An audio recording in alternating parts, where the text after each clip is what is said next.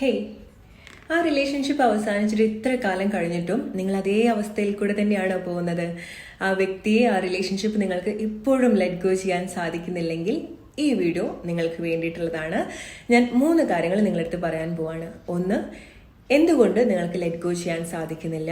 2, let go ചെയ്താൽ എന്ത് സംഭവിക്കും. 3, ഇതുപോലൊരു അവസ്ഥയിൽ എങ്ങനെ നമുക്ക് ലെറ്റ് ഗോ ചെയ്യാം. നമ്പർ 1, എന്തുകൊണ്ട് നമുക്ക് ആ ഒരു സിറ്റുവേഷൻ ലെറ്റ് ഗോ ചെയ്യാൻ സാധിക്കുന്നില്ല.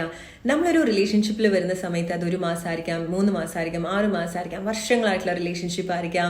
നമ്മൾ അതിലേക്ക് വരുന്ന സമയത്ത് നമ്മളുടെ ഉള്ളിൽ തന്നെ ചില ശീലങ്ങൾ ഉണ്ടായി പോകുന്നുണ്ട്. ആ വ്യക്തിയുമായിട്ട് അല്ലെങ്കിൽ ആ ഒരു റിലേഷൻഷിപ്പുമായിട്ട് നമ്മൾ ഉണ്ടാക്കിയെടുക്കുന്ന ശീലങ്ങൾ.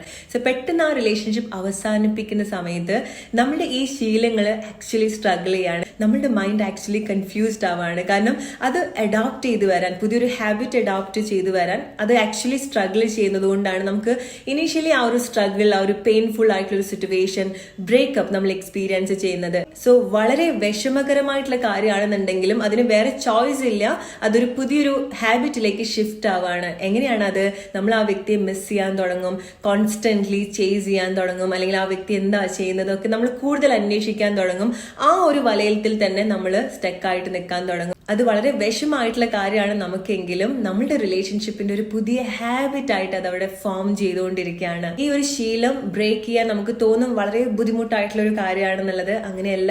ഇനീഷ്യലി ഈ ഹാബിറ്റ് നമുക്ക് ബ്രേക്ക് ചെയ്യാൻ കുറച്ച് ബുദ്ധിമുട്ടായിട്ട് തോന്നുമെങ്കിലും ഒന്ന് ശ്രമിച്ചാൽ വളരെ സിമ്പിൾ ആയിട്ട് തന്നെ നമുക്ക് പുതിയ ഹാബിറ്റ് നമ്മളിൽ ക്രിയേറ്റ് ചെയ്യാൻ സാധിക്കും. ഒരു 2 ആഴ്ച നിങ്ങളെ ഹെൽപ്പ് ചെയ്താൽ മതി. ഈ പുതിയ അവസ്ഥയിലേക്ക് വന്നു കഴിഞ്ഞാൽ പിന്നീട് ഒരിക്കലും നിങ്ങൾക്ക് ഈ വ്യക്തിയെ കുറിച്ചുള്ള ഓർമ്മകൾ ഉണ്ടാവേ ഇല്ല എന്നല്ല പറയുന്നത്. പക്ഷെ ഈ ഒരു ടോക്സിസിറ്റി നിങ്ങൾക്ക് നല്ല രീതിയിൽ കുറയ്ക്കാൻ സാധിക്കും. നിങ്ങളുടെ ടൈം, എഫേർട്ട് ഒന്നും അനാവശ്യമായിട്ട് ഈ വ്യക്തിയെ മിസ് ചെയ്യാനോ ഈ വ്യക്തിയെ പറ്റിയിട്ടുള്ള കൂടുതൽ കാര്യങ്ങൾ അനാവശ്യമായിട്ട് കണ്ടെത്താനോ ഉള്ള ഒരു ടോക്സിക് ഹാബിറ്റ് നിന്ന് നിങ്ങൾ കംപ്ലീറ്റ്ലി ഫ്രീ ആയിരിക്കും. ലെറ്റ് ഗോ ചെയ്യുന്ന സമയത്ത് എന്താണ് സംഭവിക്കുക? പല ആളുകൾക്കുള്ള ഒരു ക്വസ്റ്റ്യൻ ആണ് അത്. ലെറ്റ് ഗോ ചെയ്യുന്ന സമയത്ത് 2 മിറാക്കിളാണ് അവിടെ സംഭവിക്കുന്നത്.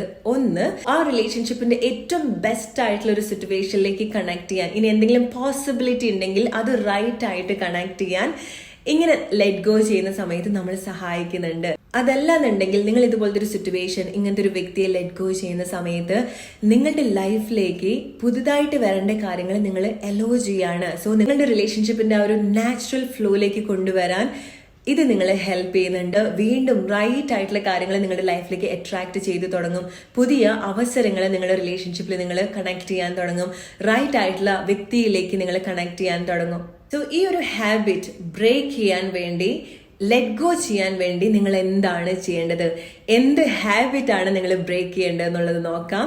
സോ ഇങ്ങനത്തെ ഒരു സിറ്റുവേഷനിൽ, ഒരു ബ്രേക്കപ്പിലേക്ക് വരുന്ന സമയത്ത് നമ്മൾ നാച്ചുറലി നമ്മൾ ആ വ്യക്തിയെ പറ്റി കൂടുതൽ അന്വേഷിക്കാൻ തുടങ്ങും, അല്ലെ? കോൺസ്റ്റന്റ് ആയിട്ട് അവരുടെ സോഷ്യൽ മീഡിയാസ് ചെക്ക് ചെയ്യുന്നതായിരിക്കാം. ഓൺലൈൻ ഉണ്ടോ, ഓഫ്ലൈൻ ഉണ്ടോ, അവർ സ്റ്റേറ്റസ് ഇട്ടിട്ടുണ്ടോ, അത് നിങ്ങൾക്ക് വേണ്ടി ഇട്ടതാണോ?